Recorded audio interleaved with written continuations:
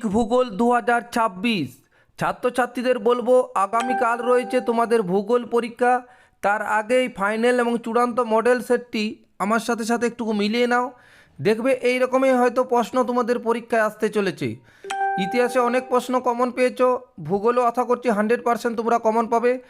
Video শুরু করার আগে পাইন স্যার বা সোমনাথ পাইন ফেসবুক পেজটি যারা এখনও ফলো করোনি অবশ্যই ফলো করে দেবে। ইউটিউবে দেখলে পাইন স্যার ইউটিউবটি অবশ্যই সাবস্ক্রাইব করে দেবে। তোমাদের 3 ঘন্টা 15 মিনিট সময় থাকবে, 90 নম্বরের পরীক্ষা তোমাদের। তো দেখো, প্রথমে সঠিক উত্তরটি নির্বাচন করে লেখো। ক্ষয়ের শেষ সীমা অবস্থান করে উত্তর হবে সমুদ্রপৃষ্ঠে উচ্চতায়, অর্থাৎ ক্ষয়েরটি উত্তর। 2 নম্বর, মরু অঞ্চলে শুষ্ক হবে, এটা শুষ্ক নদী খাত হলো, এটা হবে ওয়াদি, ঘয়েরটা উত্তর। 3-এ দেখো, বায়ুর উষ্ণতা মাপা যন্ত্রের নাম হলো, এটা হবে থার্মোমিটার। 4-এ দেখো, সাধারণ অবস্থায় সমুদ্রপৃষ্ঠে আদর্শ বায়ুচাপ পরিমাপ প্রায় 1013.25 মিলিবার, কয়েকটা উত্তর। 1.5-এ দেখো, একটি ঋতুভিত্তিক সমুদ্র স্রোত হলো, একটি ঋতুভিত্তিক সমুদ্র স্রোত, এটা হবে মৌসুমি স্রোত, উত্তর হবে কয়েকটা। পৃথিবীর একই পাশে একই সরলরেখায় চাঁদ ও সূর্য থাকে, ওটা হবে উত্তর। একই পাশে একই সরলরেখায় চাঁদ ও সূর্য, এটা হচ্ছে অমাবস্যাতে হবে, ক্ষয়েরটা উত্তর। 1.7, বিষাক্ত নয় এমন একটি বর্জ্য পদার্থের উদাহরণ, বিষাক্ত নয় ধানের খোসা, কয়েকটা উত্তর। 8-এ দেখো, ভারতের নবীনতম রাজ্য হলো, 8-এরটা, ভারতের নবীনতম রাজ্য তেলেঙ্গানা। তারপরে দেখো 1.9, ভারতের দীর্ঘতম হিমবাহ অবস্থিত কারাকোরাম পর্বতের, ক্ষয়েরটা, সিয়াচেন। 1.10, ভারতের বৃহত্তম মিষ্টি জলের হ্রদ, ভারতের মিষ্টি জলের হচ্ছে ডাল, লোকটাক, নৈনিতাল, উলার, উত্তর হবে মিষ্টি জল হচ্ছে ডাল লেক, তো এতে বটে ডাল মিষ্টি জলের হ্রদ। তারপর হচ্ছে ভারতের কফি উৎপাদনে প্রথম স্থানাধিকারী রাজ্যটি হলো, কফি উৎপাদনে হচ্ছে কর্ণাটক, অর্থাৎ উত্তর হবে এখানে কর্ণাটক, উত্তর হবে গয়েরটা। বিশুদ্ধ কাঁচামালের পণ্য সূচক হবে, বিশুদ্ধ কাঁচামাল সর্বদা 1 হয়। তারপরে দেখো 13 নম্বরে, 2011 সালের আদমশুমারি অনুযায়ী ভারতের সর্বনিম্ন লিঙ্গ অনুপাতযুক্ত রাজ্যটি, সর্বনিম্ন লিঙ্গ অনুপাত রাজ্য 2011 সালে, এটা হবে হরিয়ানা, কয়েকটা উত্তর হবে। মিলিয়ন সিট ও ভূবৈচিত্র্য সূচক মানচিত্রের অক্ষাংশ দ্রাঘিমা বিস্তার, এটা হবে 4 ডিগ্রি ইন্টু 4 ডিগ্রি। তারপর দেখো শুদ্ধ অশুদ্ধ, 6 নম্বর থাকবে তোমাদের, নদীর মোহনায় জোয়ার ভাটার প্রকোপ বদ্বীপ সৃষ্টির সহায়ক, জোয়ার ভাটা বেশি থাকলে বদ্বীপ সৃষ্টি হয় না, এটা অশুদ্ধ হবে।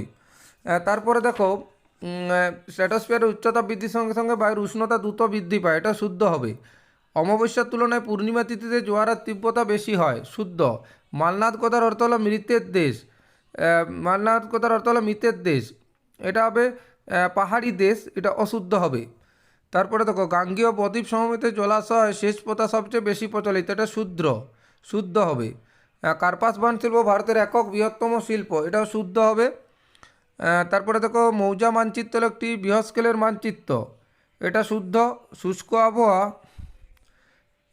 শুষ্ক ও উভয় আবহাওয়া চাষের পক্ষে আদর্শ, না, এটা অশুদ্ধ হবে।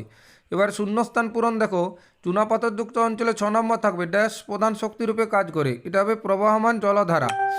তারা প্রাকৃতিক সৌরপর্দা বলা হয় বায়ুমণ্ডলের ওজোন স্তরকে। ভারত মহাসাগরে অবস্থিত উষ্ণ স্রোত হচ্ছে মোজাম্বিক স্রোত। নাগার্জুন সাগর পরিকল্পনাটি কৃষ্ণা নদীর উপর অবস্থিত, 4-এ। 5-এ, ভারতের সর্বাধিক বৃষ্টিবহুল স্থান হচ্ছে মৌসিনরাম চেরাপুঞ্জির। তারপরে দেখো, তথ্য প্রযুক্তির রাজধানী বলা হয় বেঙ্গালুরু শহরকে। মোট জনসংখ্যা, মোট জমির আয়তনকে বলা হচ্ছে জনঘনত্ব। তারপরে দেখো, 1 বা 2টি শব্দে উত্তর লেখো, 6টি প্রশ্ন। নদীর ক্ষয়, বহন ও সঞ্চয়ের মিলিত কার্যের ফলে গঠিত ভূমিরূপ কোনটি? উত্তর হবে প্লাবন ভূমি। দক্ষিণ গোলার্ধে পর্বতের কোন ঢাল বেশি উষ্ণ থাকে? পূর্ব ঢাল।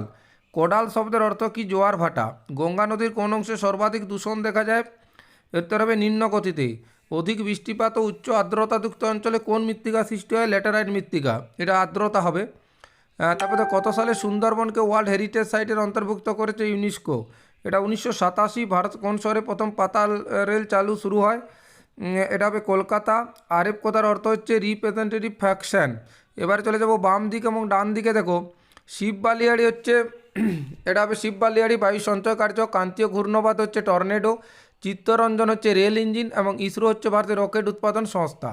এবার দেখো গুরুত্বপূর্ণ টিকার সাজেশন তোমরা আবার রাত্রে পাবে। তো তার আগেই মডেল সেট বা এরকমই প্রশ্ন যেগুলো আসতে পারে খুব গুরুত্বপূর্ণ। ষষ্ঠ ঘাতের সূত্র, ইনসেলবার্জ, উষ্ণতার প্রসর কাকে বলে, হিমপ্রাচীর কাকে বলে, গ্যাসীয় পর্যায় কাকে বলে অথবা পারিপার্শ্বিক পরিবেশে শিক্ষার্থীর প্রত্যক্ষ করা দুটি বর্জ্যের নাম, ময়দান কি অথবা কৃষি পণ্য সৃজনের দুটি উদ্দেশ্য লেখো, পুনঃরপ্তানি বন্দর কাকে বলে উদাহরণ দাও, কাম্য জনসংখ্যা কাকে বলে, উপগ্রহ চিত্রে ছদ্মরং ব্যবহার করা হয় কেন, সূর্য সমলে উপগ্রহ বা সিনক্রোনাস স্যাটেলাইট বলতে কী বোঝে। এবারে তোরে যাবো 3 নম্বরের প্রশ্ন, 4টি করতে হবে। উষ্ণ মরু অঞ্চলে বায়ুর কার্যের প্রাধান্য দেখা যায় কেন, ব্যাখ্যা করা অথবা উপনদী শাখা নদীর পার্থক্য, সুন্দরবন অঞ্চলে জলবায়ু পরিবর্তনের 3টি প্রভাব সংক্ষেপে ব্যাখ্যা করো, অথবা নদী উপত্যকা হিমবাহ উপত্যকার 3টি পার্থক্য উল্লেখ করো, পূর্বঘাট ও পশ্চিমঘাট পর্বতমালার মধ্যে 3টি পার্থক্য লেখো, অথবা ভারতের পশ্চিমবাহী নদীর মোহনায় বদ্বীপ গড়ে ওঠেনি কেন ব্যাখ্যা করো।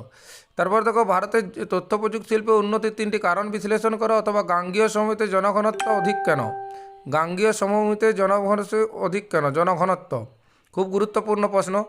তারপর নিম্নলিখিত প্রশ্ন থেকে যে কোনো দুটি প্রশ্নের অর্থাৎ 5 নম্বরের দুটি দেখো খুব গুরুত্বপূর্ণ প্রশ্ন দেওয়া আছে। মধ্যগতিতে নদীর সঞ্চয় কার্যের ফলে গঠিত 3টি ভূমিরূপ চিত্রসহ বর্ণনা দাও। এর সাথে ক্ষয়টাও একটু দেখে নেবে। ক্ষয় কার্যের ফলে হিমবাহ ও জলধারার মিলিত সৃষ্টি 3টি ভূমিরূপের সচিত্র বিবরণ দাও। সমুদ্র স্রোত সৃষ্টির কারণগুলি আলোচনা করো। শুষ্ক অঞ্চলে বায়ু ও জলধারা মিলিত কার্যের ফলে গঠিত ভূমিরূপ বর্ণনা করো, অথবা বায়ুর ক্ষয় কার্যটাও একটু দেখে রাখবে। যে কোনো দুটি প্রশ্নের উত্তর দাও। ভারতের পূর্ব উপকূল ও পশ্চিম উপকূলের সময়ের প্রাকৃতিক বৈশিষ্ট্য পার্থক্য নিরূপণ করো। তারপর দেখো ভারতের জলবায়ুর প্রধান বৈশিষ্ট্যগুলি সংক্ষেপে বর্ণনা করো। চা চাষের অনুকূল প্রাকৃতিক পরিবেশ বিবরণ দাও। এখানে চা, কার্পাস, এছাড়া কফি এবং ধান এগুলো একটু ভালো করে দেখে নেবে যাতে তোমাদের মিস না যায়। তো চাটা খুবই গুরুত্বপূর্ণ। পূর্ব ভারতে লৌহ ইস্পাত শিল্প কেন্দ্রীভবনের কারণ ব্যাখ্যা করা, অথবা পশ্চিম ভারতে পেট্রোরাসায়ন শিল্প গড়ে ওঠার কারণ, এটাও খুব গুরুত্বপূর্ণ। এবার মানচিত্রে দেখো বিন্ধ্য মালাবার উপকূল, কাবেরী নদী একটি অতি বৃষ্টিপাতযুক্ত অঞ্চল, করু মৃত্তিকা যে মরুমৃত্তিকা অঞ্চল হবে। উত্তর পূর্ব ভারতে একটি চা উৎপাদক অঞ্চল, পশ্চিমে একটি পেট্রোরাসায়নিক শিল্পকেন্দ্র, একটি ভারী ইঞ্জিনিয়ারিং শিল্পকেন্দ্র, পূর্ব উপকূলে একটি কৃত্রিম পোতাশ্রয়যুক্ত বন্দর এবং নতুন দিল্লি। খুব গুরুত্বপূর্ণ প্রশ্ন দেওয়া আছে, দেখবে হয়তো এরকমই প্রশ্ন তোমাদের পরীক্ষায় হলে এরকমই পেয়েছো। আগামীকাল পরীক্ষা, অবশ্যই তোমাদের ভালো পরীক্ষা হবে। তোমাদের প্রিপারেশন যথেষ্ট ভালো। ধন্যবাদ।